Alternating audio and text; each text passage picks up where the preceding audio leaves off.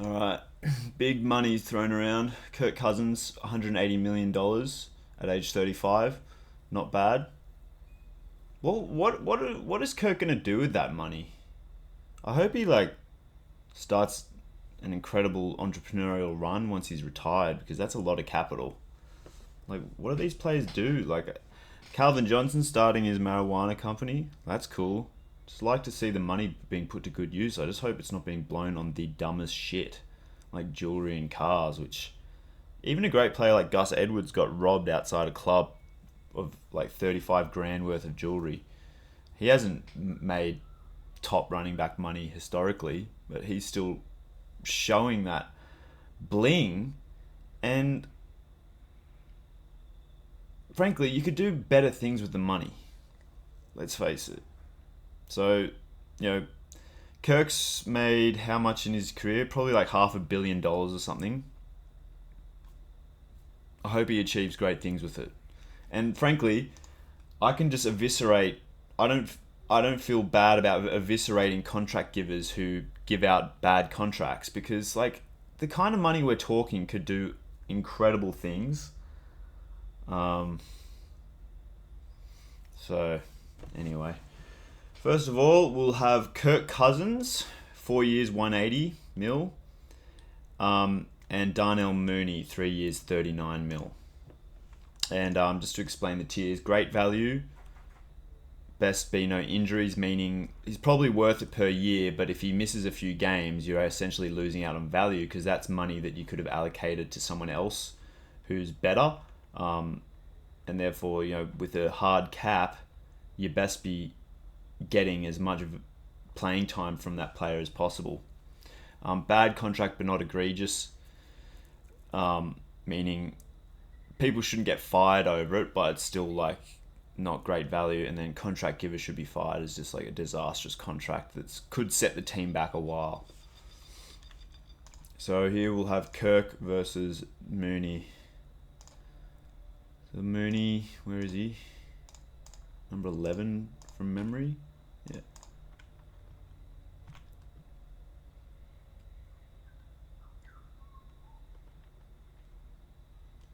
That didn't go well.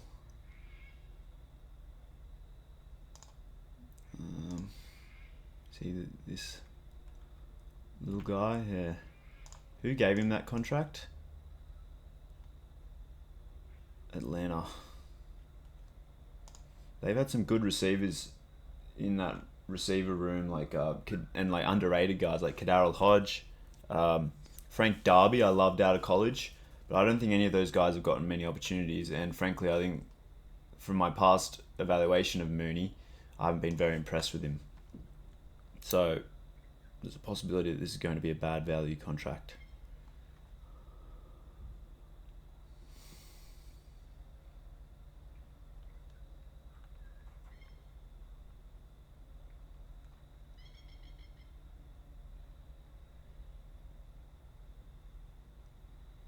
Not sure he's on the field here. It's DJ Moore.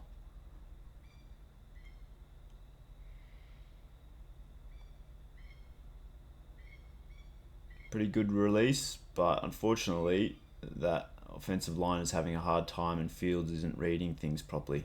Alright, so now we'll go and move on to Kirk. Play action.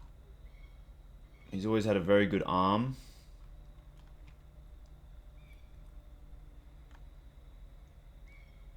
He just gets a bit stuck, I find. Like, you'd like him to shuffle his feet a little bit more. Roll out and run. Instead, he settles for a low percentage throw. And 4th and 7, and he's essentially outside of field goal range here. So that's a really poor play. He's got very little pocket presence, like awareness of the rush. He needs to just wheel out and pick up these yards with his feet, but instead he's just trusts his guy a little bit too much, and it doesn't work out well.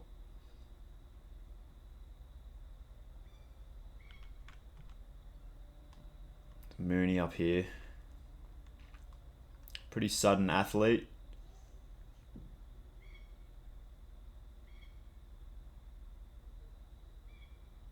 Here's his chance to block. Oh, that's a nice block. Against a safety too. Assuming it's the right guy, is it? Is that Mooney?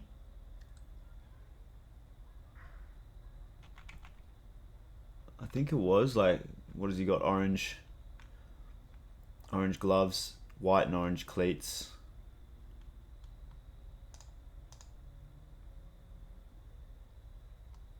Oh, that's great. Very impressed.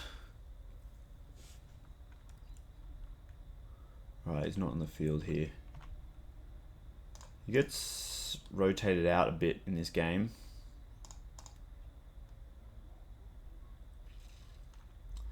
So he allows this defender to get inside. I'd like him to block this guy outside. But he's willing to get physical. As a small guy, you know, what is he? 5'11", 170. For a small guy, he's willing to get down and dirty in the trenches. So you like to see that. Red zone, what can he do? Isn't overly efficient in that route running. He takes forever to make his move. And by this time there's chaos going on. I'd like him to just go straight up and across rather than like trying to shimmy, because he's already got the guy beat. The guy's already well behind him, so that's quite inefficient route running.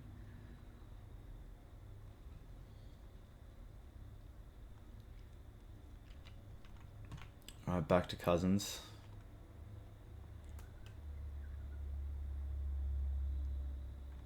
See, look at that arm. Definitely an elite arm. Still, like, I'm harped on this before on my channel, but throwing with a guy in your face is less than ideal. You'd prefer to get the ball out before you're under pressure, because Kirk does get hit here, I believe. And it's just putting your body at risk, and also the ball could get battered down. So what would I have preferred here? Probably shuffle sideways, because he's got a lot of space here from his blockers. But I don't know, it works out alright, I suppose. Can't complain too much. He's got a really nice throwing action. Trouble is, his eyes are to the left, and so if there's insane amounts of pressure coming from his right, then he's toast. So he gets bailed out by, you know, receiver getting open, but that's bad technique, I think. Keying in on where you want to throw immediately is not a good idea, because you've got to evaluate the rush first, I think.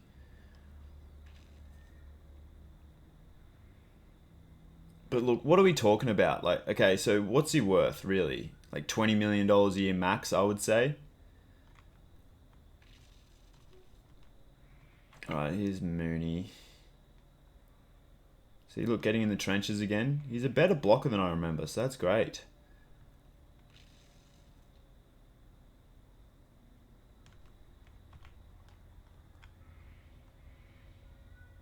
Here he is. But again, I can't really see what's going on, because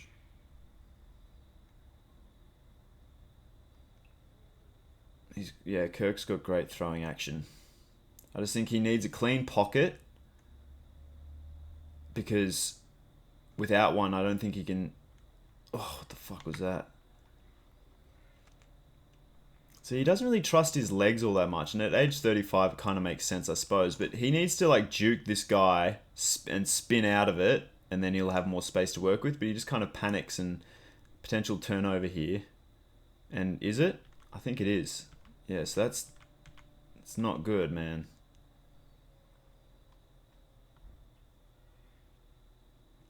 Mooney's a little bit lazy in getting to his spots, as I've mentioned before in that red zone rep. Is like, he just needs to whip his head around a little bit sooner so that Fields can feel confident throwing to him.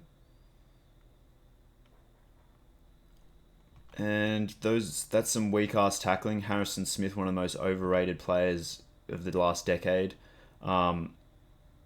I would have liked Mooney to keep his feet here and keep going, frankly. I think he could have pulled it off.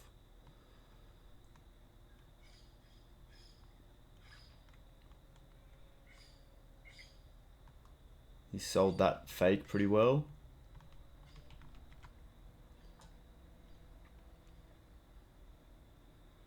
See, look, God damn it. Holy shit. See what I mean? He needs a clean pocket to... Because once he decides to throw the ball, he's got a wicked arm and great accuracy. But look at this horrible shit. He's just can't navigate a pocket properly. Can't escape pressure. So, you need 6 blockers in to protect him. 6 or 7, really. So, I'd pay him $20 million a year, but considering he's getting double that per year for the next 4 years, I think that's a contract giver should be fired. Because all it takes is his body deteriorating a little bit more, and you're not going to get even a fraction of that value from how much they're paying him. And I know that there's much better quarterbacks on the market. Just have a look at my channel. Like, you got Brett Hundley, Jarrett Garantano. Even I actually like RG3. RG3 is like a generational talent. Kirk Cousins is just okay, in my opinion. Yeah. So there we go. Have we seen enough of Darnell? Just doesn't get his head around quickly enough. But he plays hard. So I'd pay him maybe 15 mil a year. And what did he get? 339. So that would mean best be no injuries. There's a possibility I could put Kirk in bad, but not egregious, because he's a decent player. But anyway. Alright, Christian Wilkins. Can I be bothered doing this, man? I already know how good he is.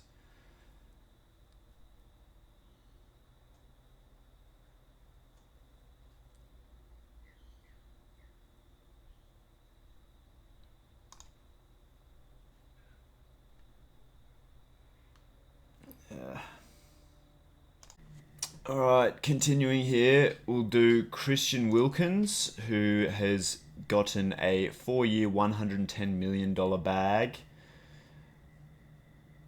The Raiders lost Bilal Nichols picking up Christian Wilkins, but Nichols was on way less of a contract, and from memory, Nichols is a bit better than Wilkins, so not sure about that move.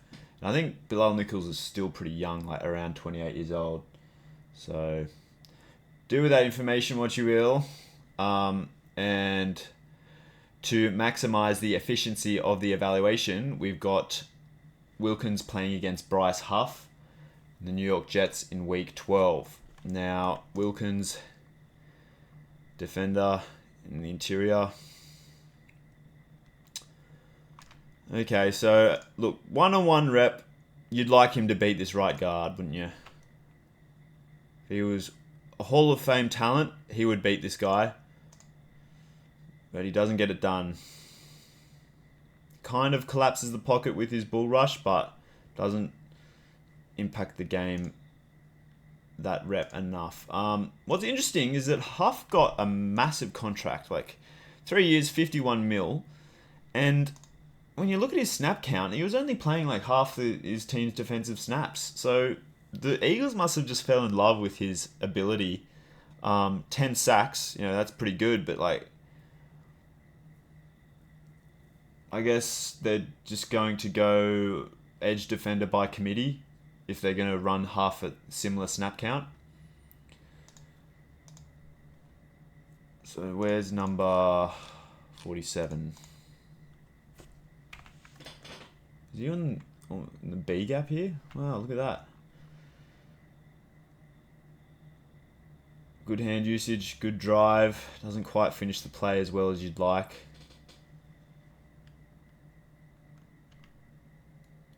On the edge here. Getting good depth, so in case the runner breaks off to the second or third level, Huff can make a play. So that's good play intelligence there.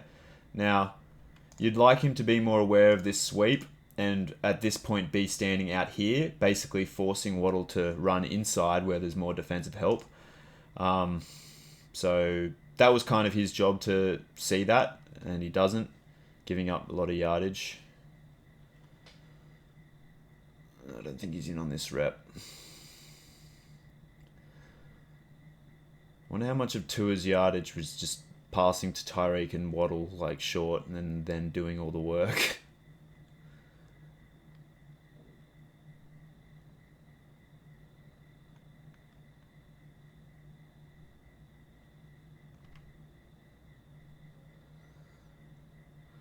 Pretty low percentage play on 4th and 2.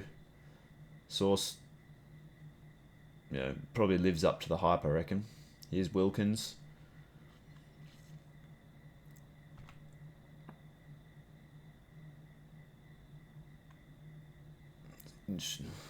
Weird kind of stunt there.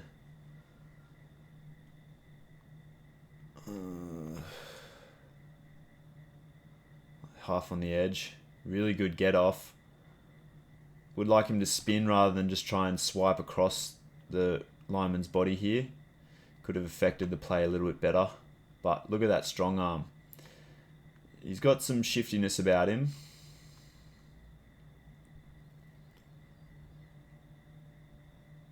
Not the biggest of defensive ends, but he can move people around clearly.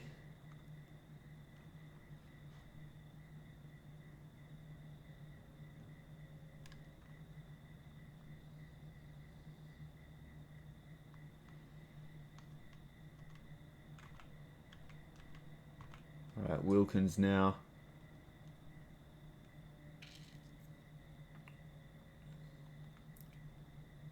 Oh, that looked like an awkward fall. Alright, half working from the other side now.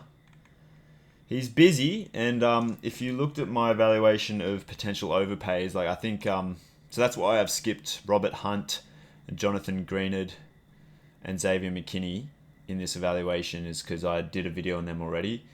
Consider them all very overpaid, but give Greenard and half credit is that they might be a little bit undersized as far as traditional like 4-tech defensive ends, but they play their asses off. So, oh shit.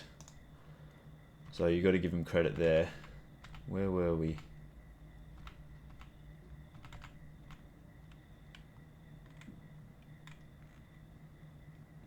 Yeah, I just don't think Huff has the moves to be like alright, if you're one-on-one, Huff's gonna win. Like, he just hasn't got that in his bag, I don't think. But hustles hard, probably, and can get sacks purely through effort, I would say. I would definitely put him in the category of best be no injuries, where, yeah, if he gets hurt, you're losing out on value immediately because he's just, like the best players, like, even if they play 5 games in a season, like they're so good that they're going to impact the result of the game. And 5 wins could be the difference between making the playoffs and not. These guys here aren't at that level, I don't think. 3 years, $135 million is the minimum of what Atlanta's going to have to pay Kirk Cousins. So I would pay him about $20 million a year. So let's say he declines a bit with age. So let's say he's worth 20 mil next season, then maybe like 15 mil the next, and then maybe like 12 the season after, just because your body deteriorates. Like Tom Brady wasn't escaping any Russia towards the end of his career, right? And Kirk might lose that ability, and he already is pretty stiff in the pocket, So yeah, it's a terrible contract. Talk about an overvaluation, man. It's ridiculous. All right, we'll watch a little bit more of Wilkins. He definitely hasn't shown out in this game yet, but based on my prior evaluation of him, he plays his ass off as well, which as a defensive tackle is what you'd love to see. Or any player really, but defensive tackles could be expected. And unfortunately, Aaron Donald was really good in the first 3 seconds of a rep, but could be a bit of a jogger. And there aren't all that many highlight plays, I imagine, of him helping out in the 2nd or 3rd level in tackling. Whereas a guy like Shelby Harris, there's a highlight tape that I put together that's on my website if you want to check it out, of Shelby Harris tracking down and tackling Tyreek Hill about 30 yards from the line of scrimmage.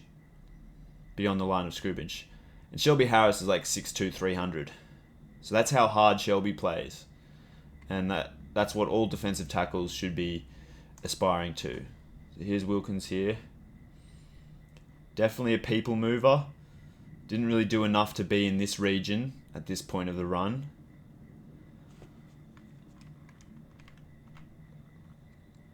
Here's Wilkins. Good hand usage, good drive. Gets the sack. And has that technique to rip arms away from him by doing that. That's good.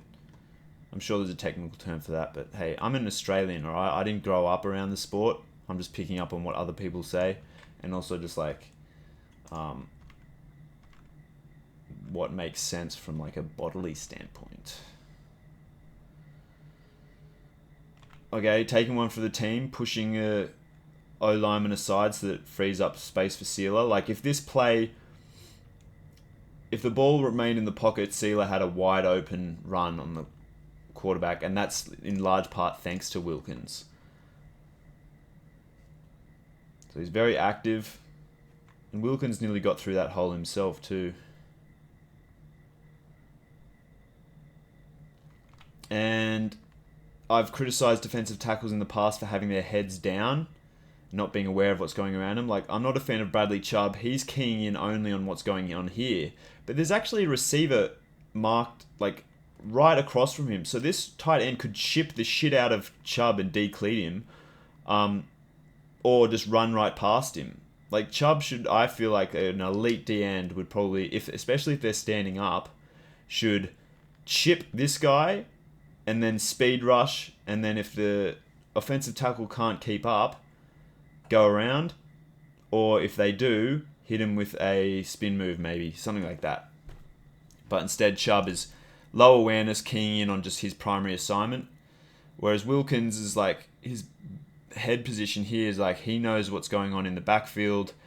Peripheral vision, he can probably see almost the entire offensive line, so that's a high awareness player, I think. And this is an example of him getting upfield. So you love to see that. And also, like, playing against a guy who's like 300 pounds and runs hard and tackles hard, like, that's some scary shit. And that, no matter, even if you're a professional athlete, like, that's something that you've got to take into consideration, is not being run into by a 300 pounder with a head of steam. Look at that hand usage. Yeah, I think he's worth it.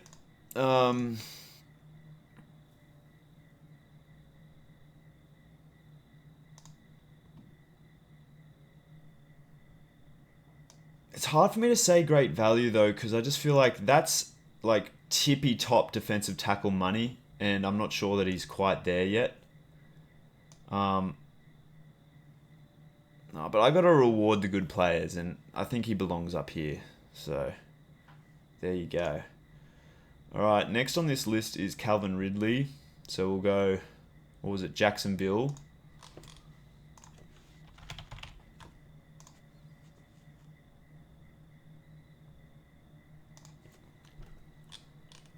Versus, did Jacksonville play against the Patriots? Nope. They play against Seattle. Nope. Play against Denver. Nope. Play against Vegas. It must be different divisions or some shit. You know what? I already know how good Ridley is. Where do you think I should put him? Now, we'll do a little bit of... I'll just demonstrate why I think what I do about Calvin Ridley. And also, just to catch up on his Jaguars season, I think that would be fun.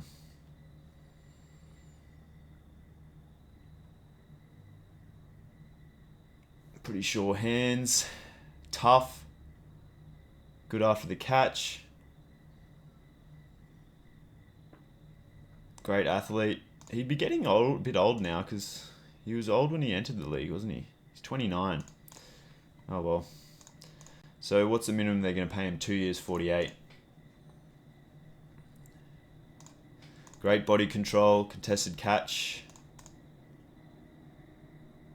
Sure hands, like I said. 2 hands around the ball, coming down with it safely. Shifty after the catch. What more can I say? And a really good blocker for a receiver from memory. So there you go. Alright, Leonard Williams. I suppose we can get Williams and Damian Lewis together here.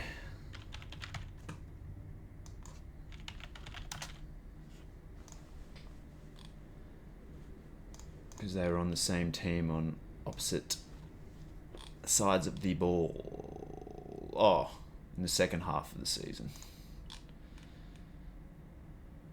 So let's just go.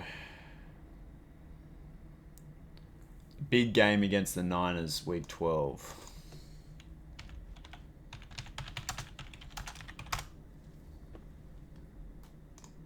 So we got Williams, 99.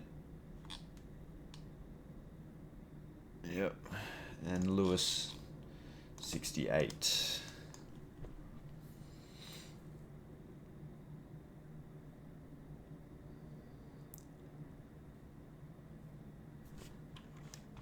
So here he is, Williams. Should really have spun and tackled.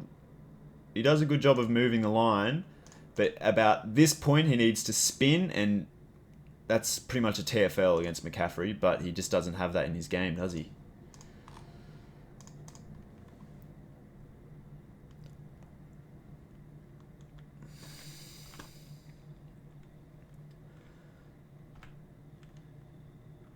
Doesn't really penetrate the pocket against, like, the center didn't even really use great hand placement and keep distance, but Williams just doesn't have the moves, does he?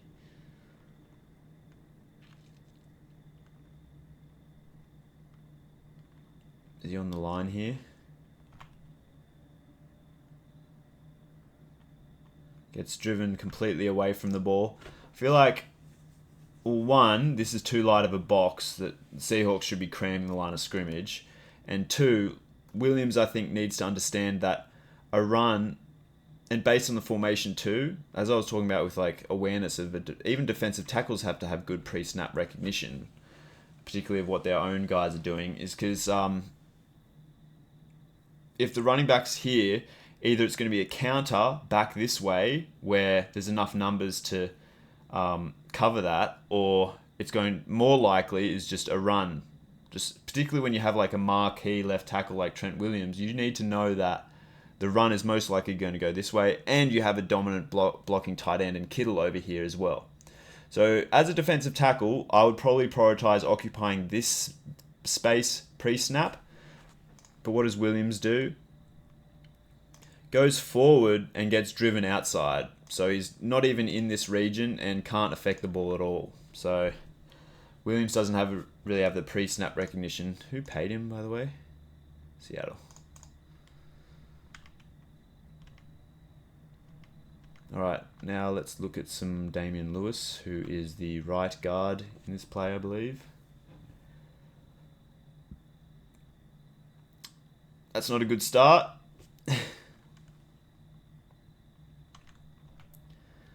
Got to watch the special team snaps. Alright, back to Williams. Alright, he does have a spin move. There you go. He's a little bit reckless in tackling after the ball is clearly thrown. Maybe on the flip side, you want him to make his presence felt. But having said that, what should he have done here?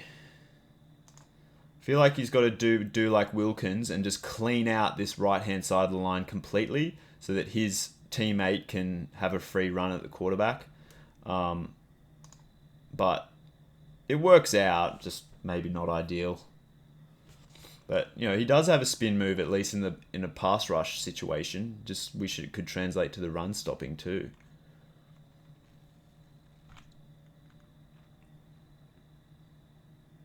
See, the blocker held the block a little bit, which is what you don't want to see.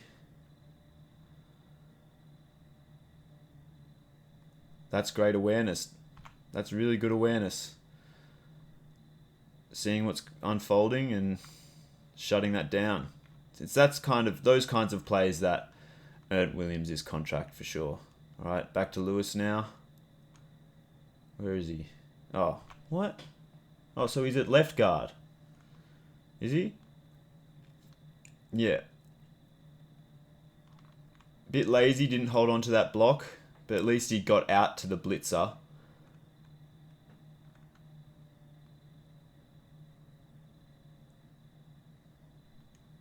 Definitely doesn't look overly mobile.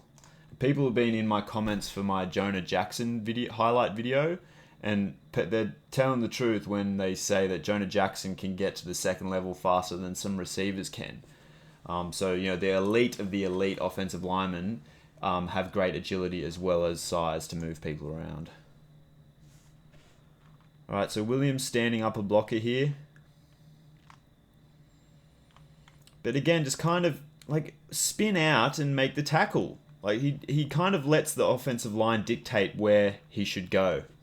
So I might pay him $15 million a year at most. But he's on 21. So this is definitely a case of bad contract, but it's not egregious. He's not a complete liability. He's going to be an asset, but just I wouldn't have paid him that much money for sure.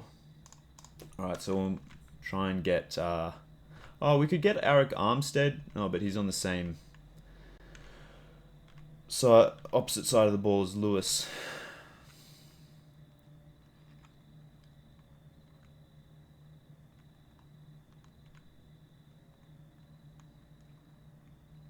Asked to pass block. Gets pushed outside. Whereas he should be pushing the... Although that's Randy Gregory, who's an absolute force. Has he been signed yet?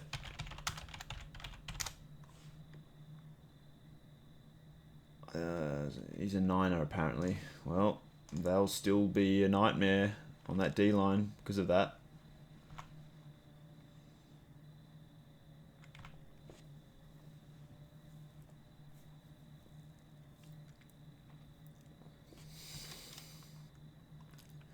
Is that Ambry Thomas with the pick? Does he bring it in? Fairly sure that Ambry Thomas got benched by Kyle Shanahan in the Super Bowl, even though he's one of the better cornerbacks in the league, so that's not a great look. Probably might have been the difference at the end of the day. Alright, Lewis over here.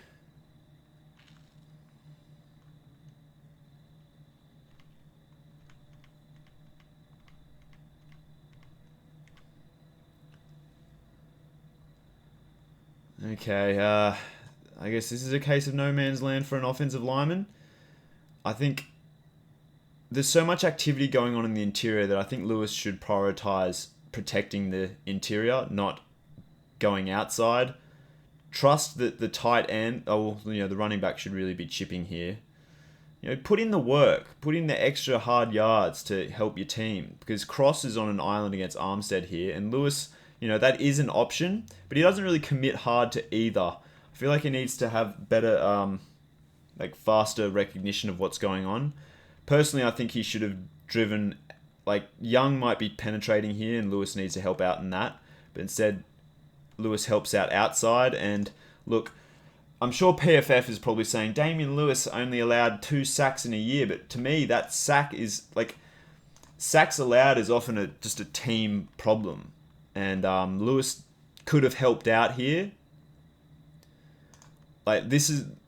Young is now Lewis's responsibility as far as I'm concerned, but Lewis's back is too young, or whatever's going on in the middle. Yeah. If you don't have an assignment, then your teammate is probably having to work extra hard So go find some work.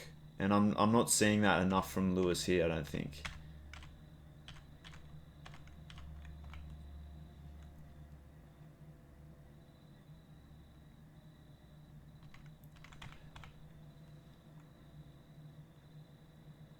Alright, so here he picks well to go inside, I think. Protect inside. I would like him to get more depth, because there's a lot of shenanigans going on to his left. So this is where he's just not picking his assignments well. So very mediocre player, I think. Yeah, I think he's actually a bit of a liability on that offensive line. So I don't know where they got this valuation from. I mean, it's not a huge amount of money, but he's just not good enough to even be considered like an impact player. I just think you could replace him with a rookie. Just draft a guy. You could get better value from him. But they're going to have to pay him 2 years and $27 million based on what they gave him here. I mean, is it a bit unfair to say contract givers should be fired? Carolina. So didn't Carolina let go Bradley Bozeman, who's a really good offensive lineman? And they picked up Lewis. I mean, Bozeman was playing center, but they picked up Lewis at guard for that amount of money, and he's just not it. And they're paying Austin Corbett a lot of money at guard from memory, and he's not all that good either. I actually really like Ted Larson. Ted Larson was on the Panthers recently, who's getting a bit old, but much rather have Ted Larson for sure. Okay, was Armstead playing this game? We saw some. Is that enough snaps to warrant? Yeah, we'll just go back and.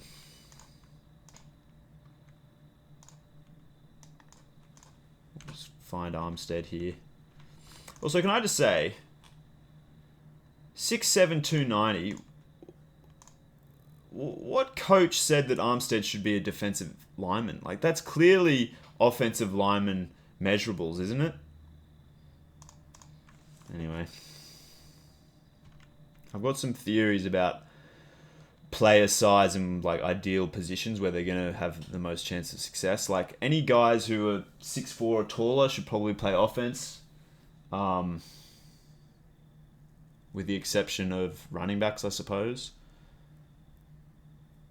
So you see a lot of these little receivers who'd probably have a higher chance of making it if they actually converted to the defensive side of the ball. Here's Armstead. Falls over. We've got a lot of guys falling over in the first few reps of the game. It's not so good. My eyes are starting to hurt.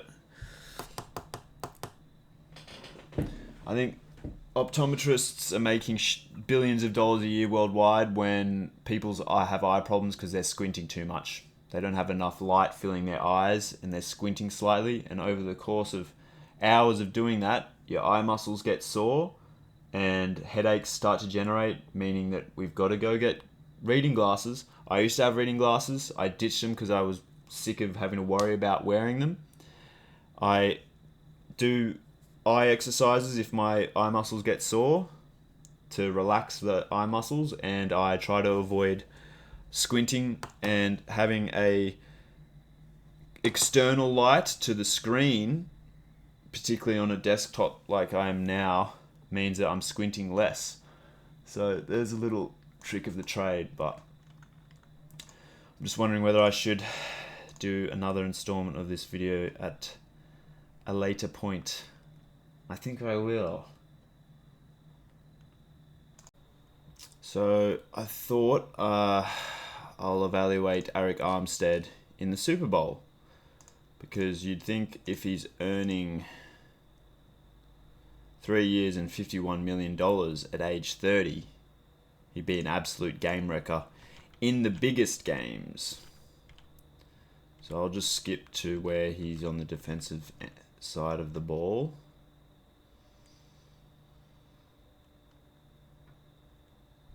Is he on the interior here?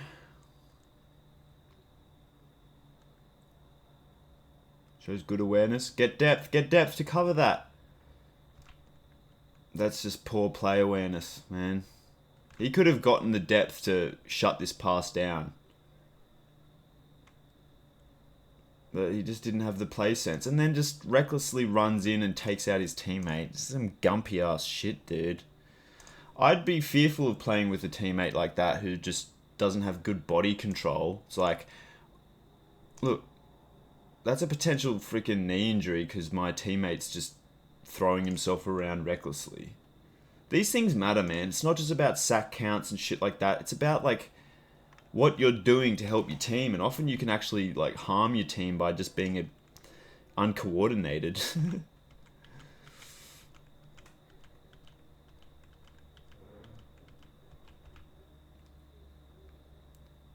Alright, on the interior again. I like the way that he pushed off the blocker. That's good. Kind of commits inside a little bit too much. But good initial touch on the O lineman for sure. He's just not quite forceful enough, I don't think. Like, drive through this guy. He's kind of trying to skirt around. And, you know, collapses in on the quarterback well, but it wasn't all Armstead, that's for sure. Nice swipe move. Again, just isn't quite forceful enough. Like, he's really good in the first, like, second. But just push through, keep pushing. But he just kind of lets himself get blocked here. So, you know, is this a product of him being extremely tall? Like, he doesn't have the leverage to bull rush guys properly? And there's Randy Gregory just making a fucking nuisance of himself in a good way.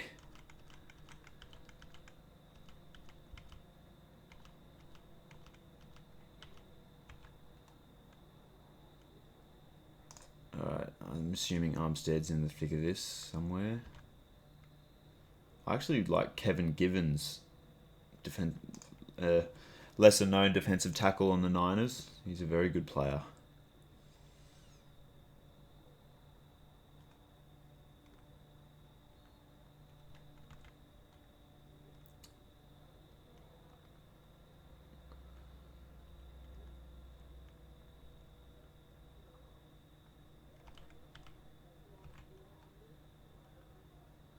I've forgotten what Armstead... Okay, so he's got all white sleeves.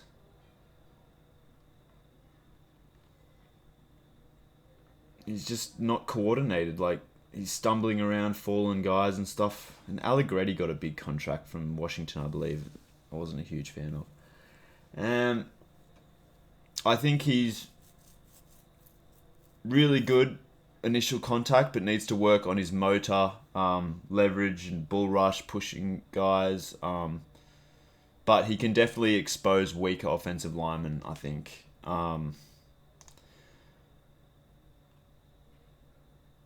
But is he really going to improve? And I think he needs to be worth that contract. So I think it's bad but not egregious.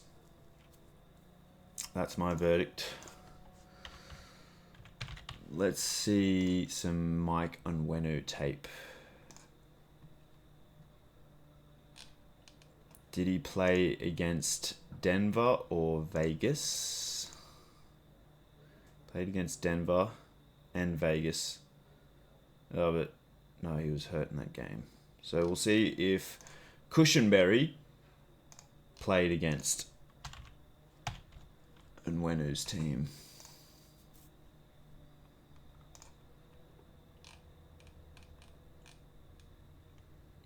Looks like it.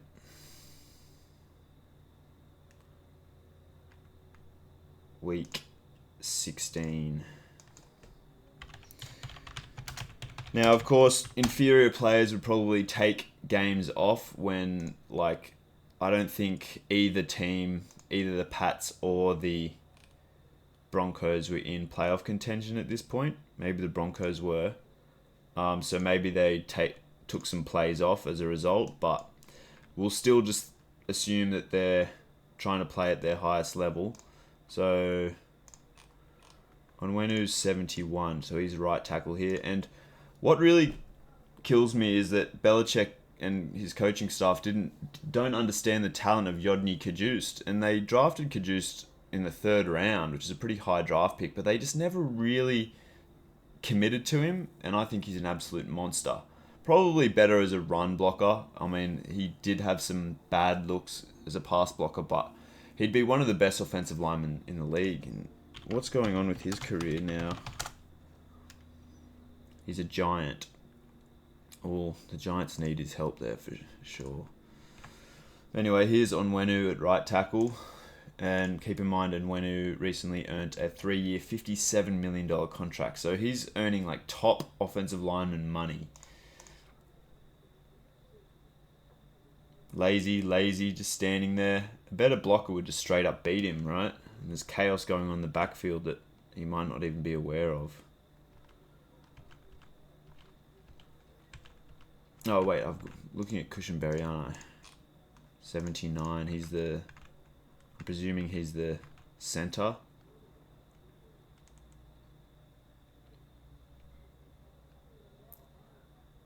Letting this guy run free. The Patriots have had some very mediocre defensive tackles for many years, maybe since Vince Wilfork left. Although I haven't evaluated Wilfork myself, I'm just basing that assessment on his reputation. Might be a bit of fun to watch some Wilfork tape.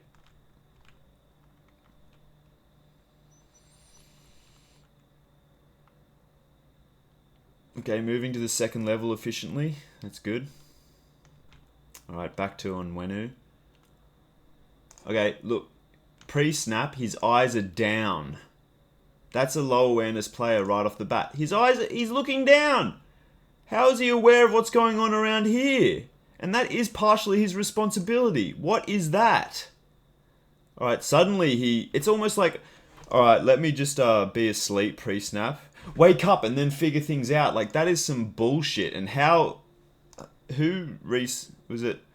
Pats re-signed Onwenu, man. Showed good agility, poor hand placement. Tries to bear hug, so he's going to be a freaking holding penalty merchant. Probably. Alright, Cushenberry. He's shown some improvement, because I haven't really been a fan of him last time I evaluated him, but he's looking alright. But again, is he a low awareness player? He needs to make this is his primary assignment. He needs to make sure that he looks after him first and foremost. He's kind of looking ahead though, not right at him. Of course, you might accuse me of being contradictory, but you've got to take out the biggest threat. And Onwenu, that pass rep, his primary assignment, the edge defender, was way off of him. So it's like, you don't need to be all that concerned about him. But this interior play is a big concern of Cushenberry, so does he look after him?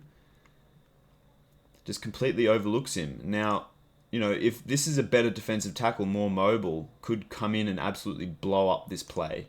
So Cushenberry got greedy and moved to the 2nd level. Does he do well at the 2nd level? Yeah, he does alright. Again, Jelani Tavai I wasn't very impressed with last I checked. He's showing good technique to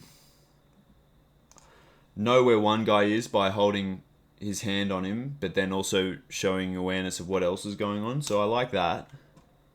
He's improved, for sure.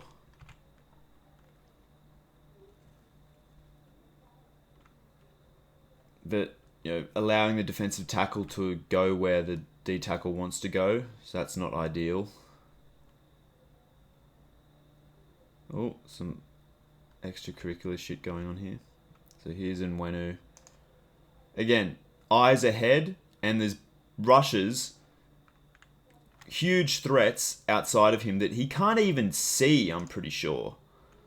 Oh, now he can. But what if, alright, his eyes are here. What if the nickel came in? He has to make up his mind after the snap.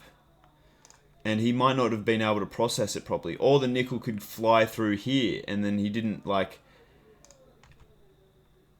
At which point you'd probably have to, like, try and yell out help or some shit, I don't know. Just low awareness player. Shows a pretty good feat there. I forget what the technique is called, like a sidestep or whatever. Again, eyes forward when rushers could just completely run past him. And they do, essentially. Like, now Zeke has to block this defensive end. So Onwenu's just not looking after his teammates. Look at all the space that Onwenu isn't even aware of.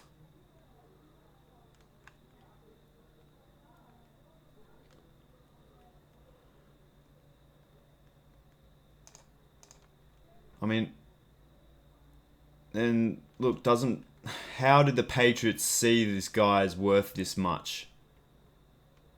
He allowed that sack because,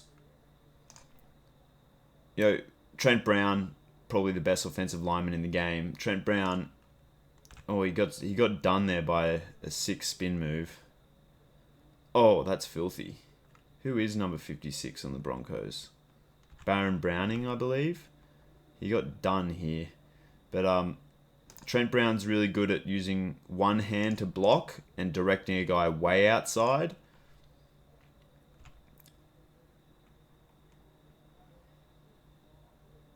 I mean, Brown still sticks with the play so that Browning is washed out, essentially. And Zappy needs to show willingness to step up in the pocket. He's just tentative, sliding back, and it's over. But yeah, and Onwenu just doesn't do enough to... Like, he's got to keep pushing, jab him, keep outside, keep away from me and my quarterback. But doesn't do that, and then gets exposed. So I think the Onwenu contract is not as large as the Kirk Cousins contract, but I'm not sure Onwenu might not even belong on some of the best college teams. That's how down on him I am. And to give him almost $20 million a year, I think this is the worst contract of the lot. Kirk Cousins is much bigger money, but you're going to get some quality play out of him. Mike Onwenu, I think, is a complete liability. So, horrendous. Alright, we'll finish off the Cushenberry.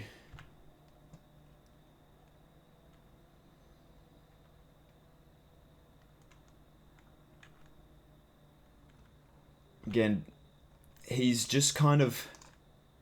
He's not being a dominating force. He's just standing there. I'd rather him just absolutely wash this player out, make his presence felt, and like potentially pancake the guy all the way over here. But he's just standing there like, please don't do anything, please don't do anything. And eventually, there's a swipe. And again, the Patriots' D-line's been pretty shit, apart from Josh Uche, I would say.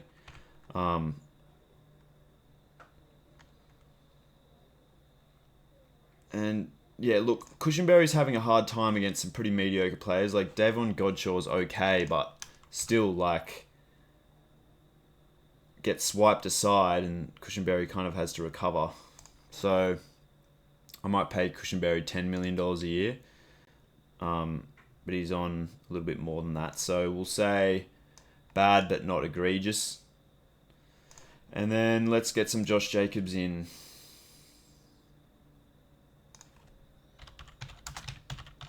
Signed by Green Bay on a 4-year, $48 million contract, which is big money for a running back, but it's not huge by like the rest of the positions in the league generally. All right, we'll just go Raiders week 1. Can you bring your best on the first week? Oh, against the Broncos. There you go. All right. Jacobs. Oh, he changed to number 8, man. I mean, isn't that a stupid move? Like, doesn't a player have to pay the NFL to change their number? And, like, there would have been a bunch of Raiders fans who bought a number 28 jersey and then Jacobs just changes it to 8. Like, why? And also, I'm a traditionalist. I like the numbers being cohesive, and you see a player's number and you know what position they play. I actually like that, so not a fan of that whole situation. All right, what are we looking at? Jacobs doesn't really sell this play action all that well. Like, I like a guy who's a good actor he should just be charging upfield, and then that might draw some more defenders away, particularly these defensive linemen. Because what if Adams grabs the ball and then he's held up a bit? A defensive lineman could come and help out. But if Jacobs sold this run fake really well, then there's no way that the lineman would probably even be in a position to help defend on the second level. All right, here's Jacobs. Lazy ass pass protection. This is eye-wateringly bad shit, dude. He doesn't play hard. Doesn't have the attention to detail. Alright, here he is. And also, there's things like, maybe I'm nitpicking here, but he's got his hands way down by his knees. Like, what if there's a wayward snap? I'd rather him kind of have his hands up a little bit, and it might affect how he takes handoffs too. And also have your hands ready for a quick pass protection set if need be, but his hands are way down. There's little body language things that I think make a difference and I care about, but maybe no one else does. Doesn't help but chip on the defensive end here. He's like, oh, well, I'm going to try and get free, but he should really just try and lay out this defender, I think.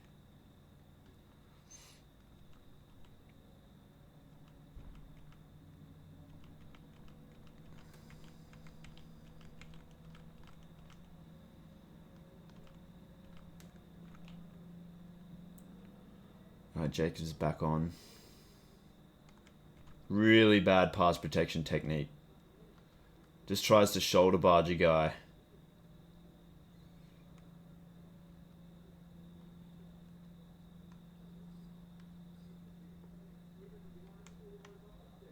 Pretty good catch, good balance. He exposes the ball a lot as far as I'm concerned. Like, if this is a great defender, they can swipe with their left hand. Look how loose this ball is. He's not cradling it to his chest. He's running very low with it. Like, I suppose like LaShawn McCoy or like a rugby league player. And also, I'd like him to just stop to make it an easy pass for the quarterback. Just stop short or even come back to the ball. Because a great DB could close in on this and break it up, because Jacobs was drifting away from the quarterback. But if he came back to the quarterback, it makes it an almost guaranteed completion. So it was a good outcome, but a lot of things could have gone wrong here, I think. And I don't think the Raiders' running game has been all that strong for many years. I don't know, maybe the numbers lie, but look, the Raiders haven't been contenders for a long time, like throughout Jacobs' reign too. And so if he's getting top running back money, you'd expect top running back production. And frankly, I've just never been very impressed with him. And he's not showing me anything different here as far as I'm concerned.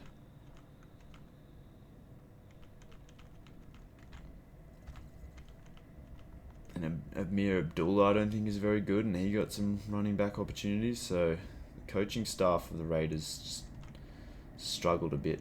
Bad pass protection technique. I mean, stand there and push with both hands. Absorb the blow, and then drive a guy outside where he's got a longer route to the quarterback. But instead just tries to shoulder barge. Unfortunately, Alex Singleton I think he got a pretty big contract recently, and he's just no good.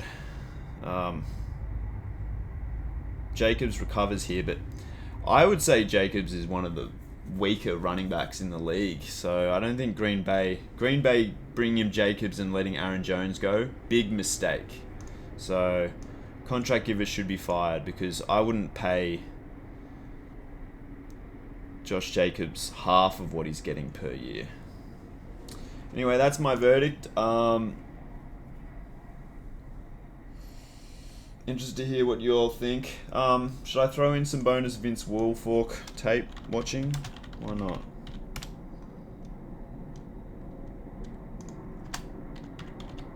Of course, a guy like a defensive tackle might not get all that many highlight tape, but looks like Wilfork's got some.